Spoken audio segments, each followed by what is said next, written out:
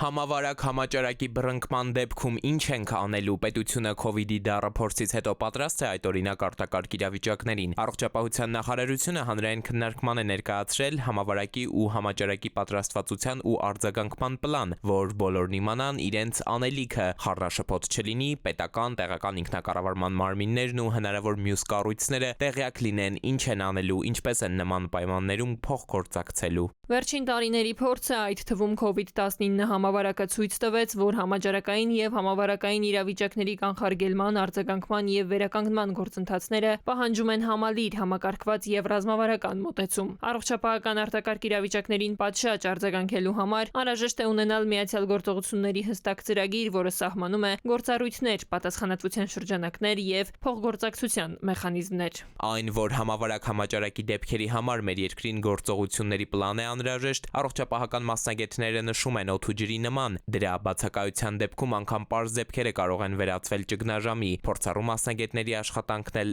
դառնա անարդյունավետ։ Ի վերջո, պլանը պարզապես փաստաթուղթ չէ, այլ գործիք իրավիճակն արագ գնահատելու, որոշում կայացնելու եւ գործելու, պնդում են ու հավելում շատ ենք ուշացրել։ Դա պետք է ստեղծվեր գոնե COVID-ի մեկնարկից գոնե 2-3 ամիս հետո, սակայն մենք ականատես ենք լինում, որ 5 տարի COVID-ից հետո նոր որոշել է, որ պետք է ունենալ այդ պլանը։ Խիստ խնդրահարույց է, այսինքն մենք արձանագրում ենք, որ համաճարակաբանական վերահսկողությունը Հայաստանի Հանրապետություն առ այսօր չի կատարվում համապատասխան պլանի, համապատասխան գործելակարգերով եւ համապատասխան գերատեսչությունների աշխատանքների համակցման արդյունքում։ Փորձագետի գնահատմամբ առողջապահական պատասխանատուների նախագիծն այնուամենայնիվ դեռ ամբողջական չէ, ենթաօրենսդրական ակտեր պետք կգան։ Խնդիրները կային աշխատանքային կազմակերպման հետ կապված ենթաօրենսդրական, օրինակ